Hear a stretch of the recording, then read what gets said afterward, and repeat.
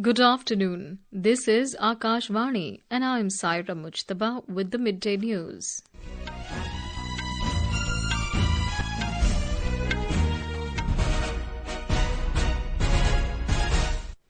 The headlines.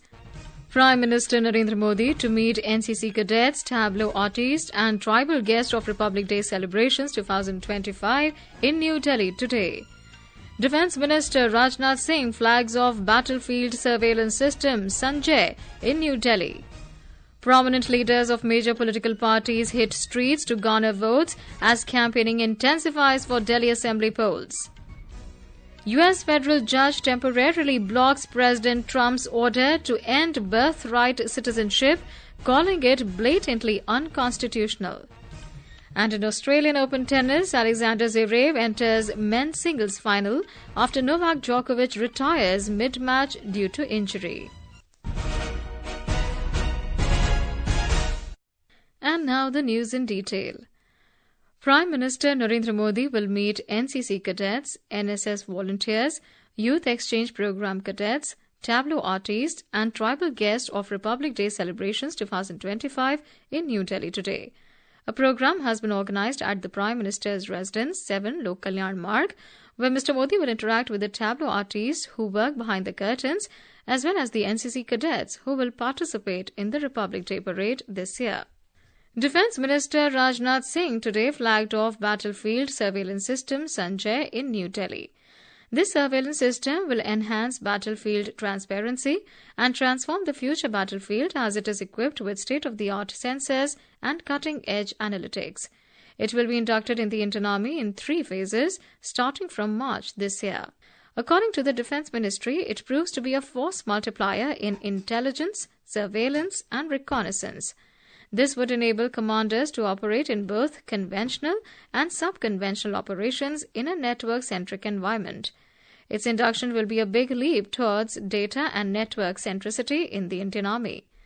SANJAY has been indigenously and jointly developed by the Indian Army and Bharat Electronics Limited. This system has been developed at a cost of 2,402 crore rupees. Battlefield surveillance system SANJAY will be the key attraction during the upcoming Republic Day parade on Kartavya Path. Vice President Jagdeep Dhankar today said that Bharat Ratna Karpuri Thakur was a real statesman and he was a visionary politician who took various reformative steps which forayed Bihar into the realm of new social renaissance. Addressing the 101st birth anniversary ceremony of Bharat Ratna Karpuri Thakur at Karpuri Gram in Samastipur today, the Vice President said that implementation of reservation for social justice, education in mother tongue, and promotion of inter-caste marriage was some of the prominent revolutionary steps he introduced in Bihar, which shows his great statesmanship. जाति धर्म और वर्ग से ऊपर उठकर समानता को दृष्टिगत रखते हुए विकास को संपन्न करते थे। आज केंद्र से लेकर बिहार तक की सरकारें उनके सपनों को आगे बढ़ा रही है, उनकी वाहवाही हो रही है। आज प्रधानमंत्री नरेंद्र मोदी मिशन मोड में हर घर में पाइप से पानी, हर घर में गैस कनेक्शन, हर घर में शौचालय, हर घर में बिजली ऐसा संपन्न करने वाली जनहितैषी नीतियों को जुनून के साथ लागू कर रहे हैं। गत 10 वर्षों में भारत ने जो विकास का हाल देखा है वो दुनिया में बेमिसाल है। किसी भी देश ने इतनी बड़ी प्रगति नहीं देखी जितनी गत 10 वर्ष में भारत ने देखी है।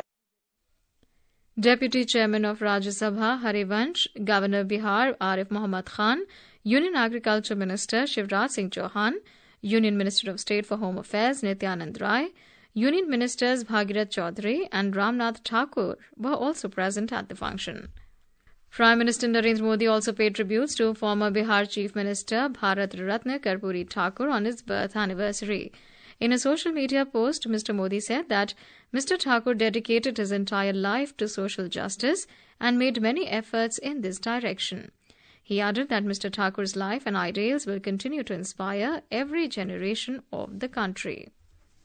10 opposition MPs have been suspended from today's meeting of the Joint Committee of Parliament on the Waqf Amendment Bill 2024 following a ruckus.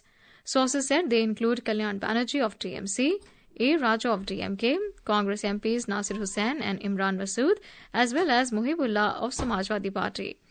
Later, BJP MP Aparajita Sarangi questioned the opposition members for their conduct in the meeting.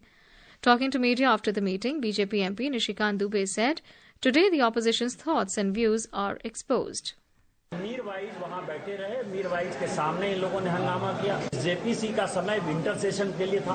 मैंने आज कहा कि winter session के लिए यदि समय था तो उसको एक्सटेंड किया गया। अपोजिशन जो मेजोरिटी है उसकी आवाज को दबाना चाहती है, हल्ला हंगामा करती है या किसी विषय पर बात नहीं करना चाहती है। और 27 की मीटिंग जो है सभी लोगों का मतलब मैक्सिमम मेजोरिटी ऑफ मेंबर्स जो है उनका ये सजेशन है कि 27 की मीटिंग होनी चाहिए और मुझे लगता है कि चेयरमैन वही डिसाइड करेंगे, 27 की मीटिंग होगी।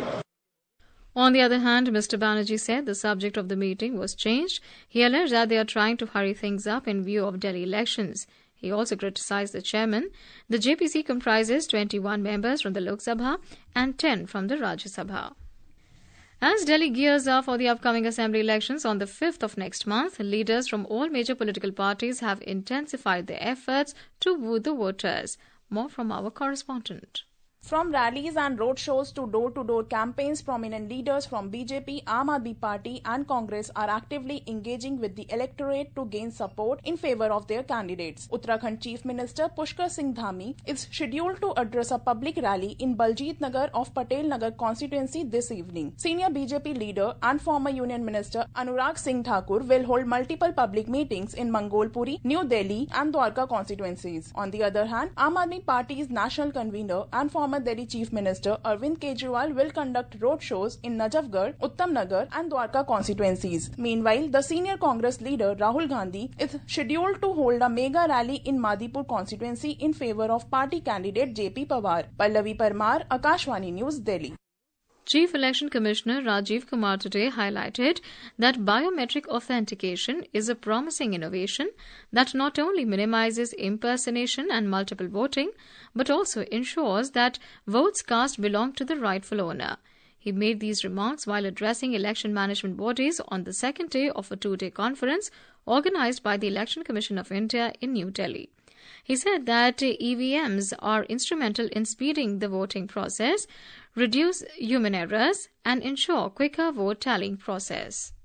As we turn our focus today to the future of elections, we are not merely engaging in an intellectual exploration, but assuming a collective responsibility to shape the destiny of electoral democracies worldwide. This is no gracious gesture, but an honest duty of all of us. That's our core duty to maintain the fairness, transparency, and accessibility, inclusivity in the elections without inducement.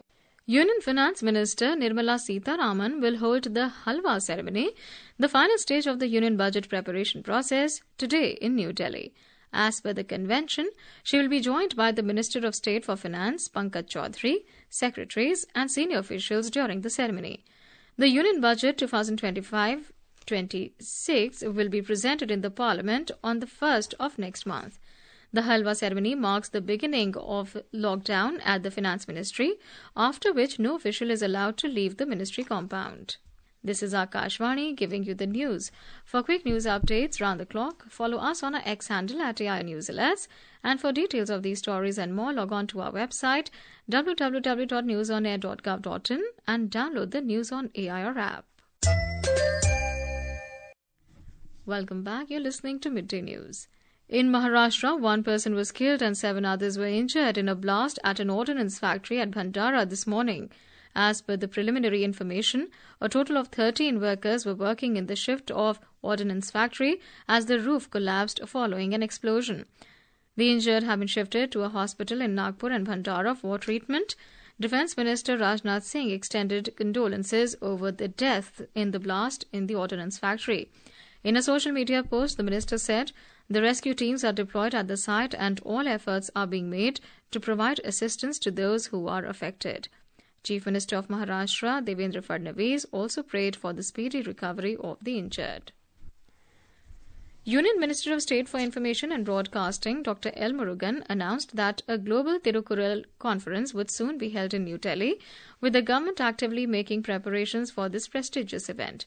Inaugurating the International Conference on Hypnosis Across Lifespan, Promotion, Prevention and Intervention at Pondicherry University today, The minister mentioned government initiatives like One Nation, One Subscription and the Anusandhan National Research Foundation as steps to strengthen India's research and development ecosystem.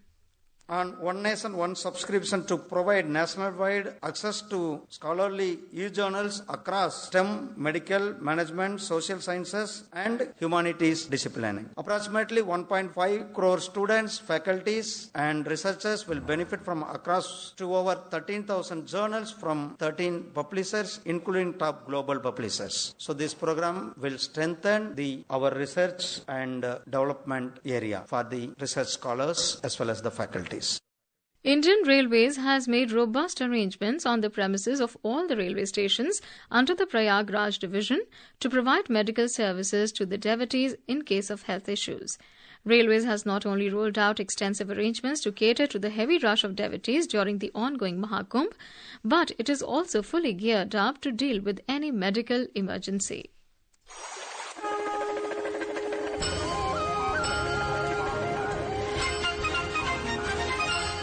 Talking to Akashvani News, Chief Public Relations Officer, North Central Railway, Shashikant Tripathi said that in view of the possibility of huge rush of devotees on the occasion of Mauni Amavasya on the 29th of this month, during Mahakumbh 2025, medical teams and paramedical staff will remain fully active. He informed that a total of 34 medical booths equipped with doctors and paramedical staff are functional at Prayagraj Junction and 8 other railway stations. लगभग प्रत्येक platform पे हमारी medical की team with doctors with paramedical staff और प्राथमिक चिकित्सा की जो भी मेडिसिन और जो भी इक्विपमेंट है उनके साथ उपलब्ध है। प्रयागराज जंक्शन और जिसके आसपास के 8 स्टेशन और हैं, इनमें मिला के हमारे 34 medical booths संचालित हो रहे हैं। Mr. Tripathi also informed that observation rooms have been set up at 5 stations including Prayagraj Junction, Naini, Subedarganj and Prayag Station to deal with any medical emergency. Mr. Tripathi said these observation rooms are equipped with facilities of 4 to 6 beds and will work like mini ICUs. Railway premises में चिकित्सा के पूरे मुस्तैदी के साथ प्रावधान किए गए हैं। हमारे डॉक्टर्स, हमारे स्टाफ पूरी तरह से लोगों की सेवा के लिए, लोगों को चिकित्सा सेवा प्रदान करने के लिए लगे हुए हैं। Apart from these arrangements, ambulances have also been deployed in the railway premises. With Anand Kumar's report from Prayagraj, Swati Rukheja for Akashvani News.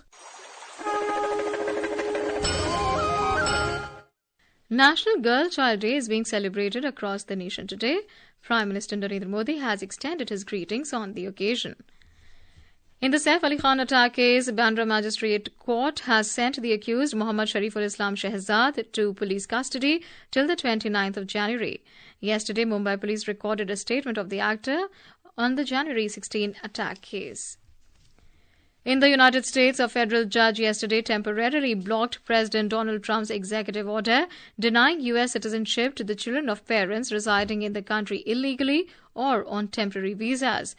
U.S. District Judge John Coffenauer issued a 14-day temporary block, calling it blatantly unconstitutional during the first hearing in a multi-state effort challenging the order. In Australian Open tennis, second-seed German Alexander Zverev has advanced to the men's singles final after 7th-seed Novak Djokovic retired during their semi-final match at the Rod Laver Arena in Melbourne today. In a shocking move, the 10-time Australian Open champion Djokovic was forced to retire due to an injury after losing the first set 7-6. In women's singles final tomorrow, world number 1 Belarusian Arina Sabalenka will face Madison Keys of US in Melbourne. And now, before we end the bulletin, the headlines once again. Prime Minister Narendra Modi to meet NCC cadets, tableaux artists and tribal guests of Republic Day celebrations 2025 in New Delhi today. Defence Minister Rajnath Singh flags off battlefield surveillance system SANJAY in New Delhi. Prominent leaders of major political parties hit streets to garner votes as campaigning intensifies for Delhi Assembly polls. U.S. federal judge temporarily blocks President Trump's order to end birthright citizenship, calling it blatantly unconstitutional. And in Australian Open tennis, Alexander Zverev enters men's singles final after Novak Djokovic retires mid-match due to injury. And with that, we end the midday news.